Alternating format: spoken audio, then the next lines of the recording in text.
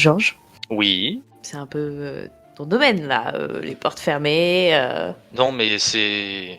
un peu discrètement, mais enfin déjà est-ce que c'est faisable Vous préférez pas qu'on fasse autre chose, comme aller voir Charles Bonjean et on revient ici la nuit? T'as des infos qu'on n'a pas Parce que Charles, on a des tout petits soupçons, quoi, mais c'est pas non plus... Non, mais c'est juste que 2 jours, si on me voit, ça va être compliqué pour nous d'enquêter.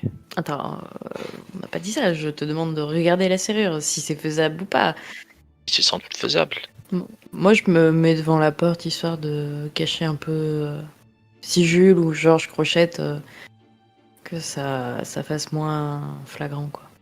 Fait que ça cache la vue. Tu colles mon oreille à la porte, quand même, de avant. J'essaie d'écouter s'il y a un bruit à l'intérieur. Tu n'entends absolument aucun bruit.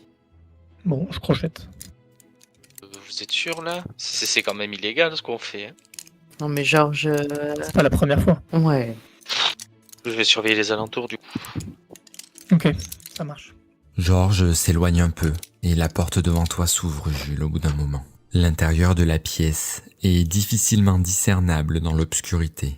Seuls les rayons du soleil qui passent depuis la porte te montrent un sol en bois vraiment en mauvais état. Au fond, tu penses reconnaître un couloir et sur le côté, plusieurs caisses en bois. Allez, je rentre en premier, du coup. J'emboîte le pas. Vous entrez tous les deux et vos yeux mettent quelques secondes à s'habituer à l'obscurité. Ce que tu pensais être un couloir est en fait une ouverture sur une pièce à votre gauche beaucoup plus grande, là aussi remplie d'énormément de boîtes. Vous diriez plus un entrepôt plutôt qu'un appartement.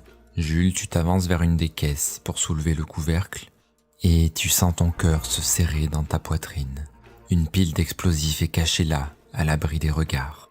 En regardant autour de toi le nombre de contenants dans la pièce, tu sais que si chaque boîte cache de la westphalite, il y en a assez pour faire exploser une bonne partie de Strasbourg. Vous faites quelques pas en avant encore et vous entendez un bruit.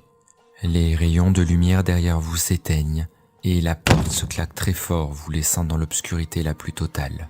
Et à peine perceptible, vous entendez un bruit de clé qui se tourne dans une serrure.